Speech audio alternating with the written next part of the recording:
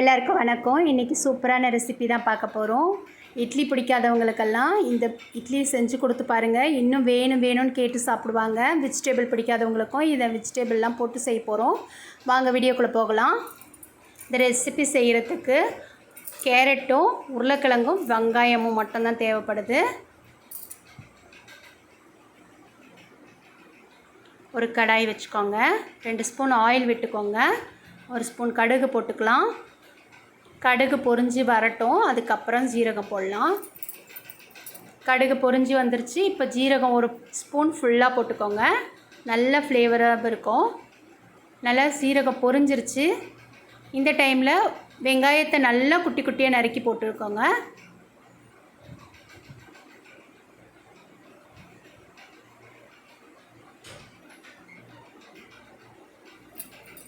வெங்காயம் ரொம்ப நேரம் வதங்க வேண்டிய அவசியம் இல்லை. லைட்டாக வதங்கினா போதும்.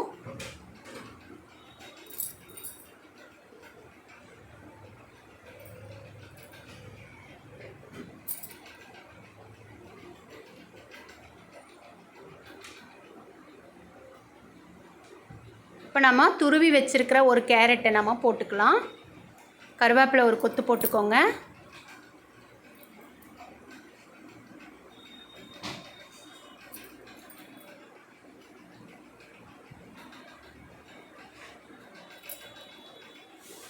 லைட்டாக கேரட் வதங்கினா போதும். இஞ்சி பூண்டு பேஸ்ட் 1 ஸ்பூன் போட்டுக்கோங்க.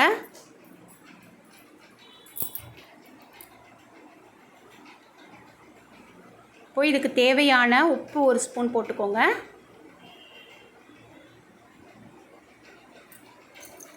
மிளகாய்த்தூள் 1 ஸ்பூன். குழம்பு மிளகாய்த்தூள் 1 ஸ்பூன் சேர்த்துக்கிறேன். கரம் மசாலா 1/2 ஸ்பூன். எல்லாத்தையும் சேர்த்து நல்லா மிக்ஸ் பண்ணி கொடுத்துருங்க.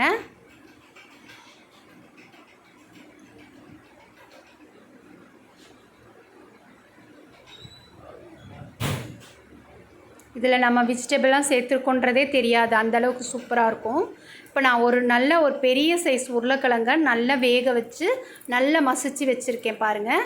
அதையும் சேர்த்து நல்லா மிக்ஸ் பண்ணி கொடுத்துருங்க. காரெல்லாம் படுற அளவுக்கு நல்லா மிக்ஸ் பண்ணிவிடுங்க.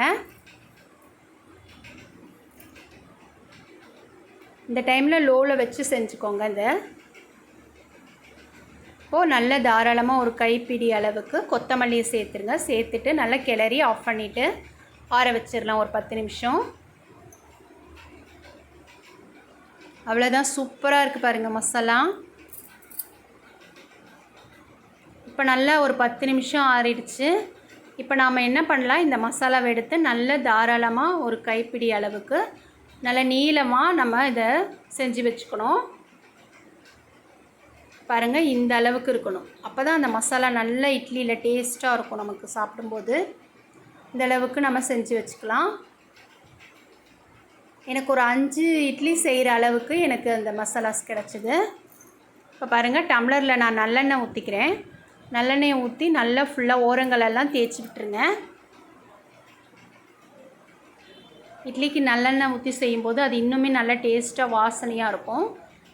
உடம்புக்கும் ரொம்ப ஹெல்த்தி தான். இப்போ ஃபுல்லாக அப்ளை பண்ணிடுங்க.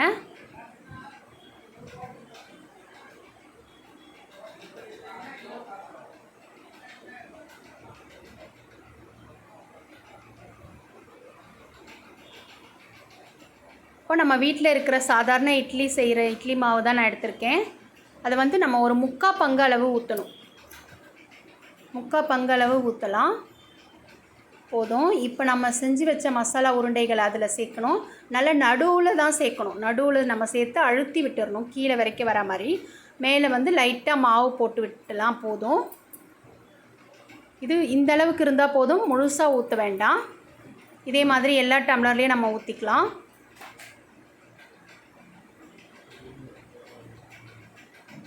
பாருங்கள், இதில் மேலே மாவே ஊற்ற தேவையில்லை, அதுவே சரியாக வந்துருச்சு. 3/4 பங்கு தான் இருக்கணும். இப்போ பாருங்கள், இட்லி பாத்திரத்தில் தண்ணி நல்லா கொதிச்சிருக்கு. கொதிச்சதுக்கப்புறம் நம்ம இட்லி தட்டு போட்டுடலாம்.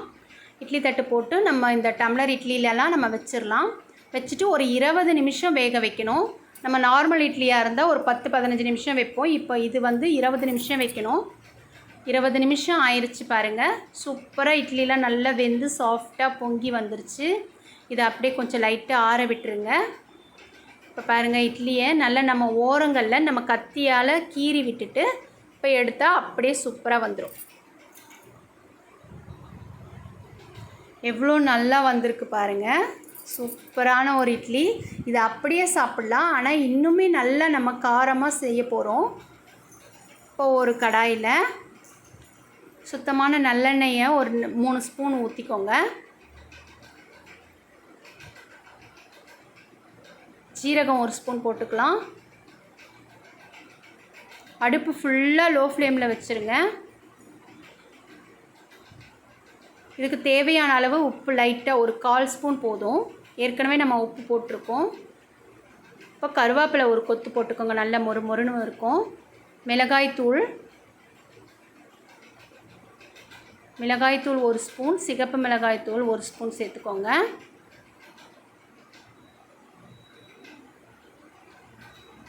இப்போ நம்ம எடுத்து வச்ச அந்த இட்லியெல்லாம் மெதுவாக போட்டு அப்படியே ஃபுல்லாக பெரட்டி எடுத்துடணும்.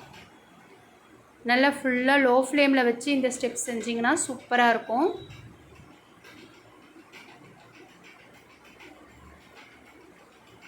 நல்லா சூப்பராக நமக்கு இட்லி ரெடி ஆயிடுச்சு பாருங்கள். பார்க்கவே அவ்வளோ சூப்பராக இருக்குது. நல்ல காரசாரமாக சாப்பிட்ணுன்னு ஆசைப்படுறவங்க இந்த மாதிரி செஞ்சு கொடுத்து பாருங்கள். பிள்ளைகள் வந்து இட்லியை வேணும்னு கேட்பாங்க.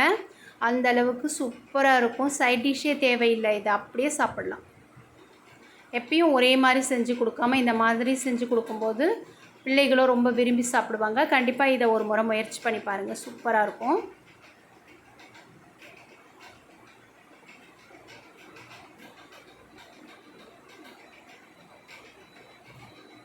அவ்வளோதான், மசாலா இட்லி சூப்பராக ரெடி ஆயிடுச்சு. நல்ல காரசாரமாக மொறுமொறுவாக சாஃப்டாக சூப்பராக இருக்குது. இதை எல்லோரும் ஒரு முறை முயற்சி பண்ணி பாருங்கள்.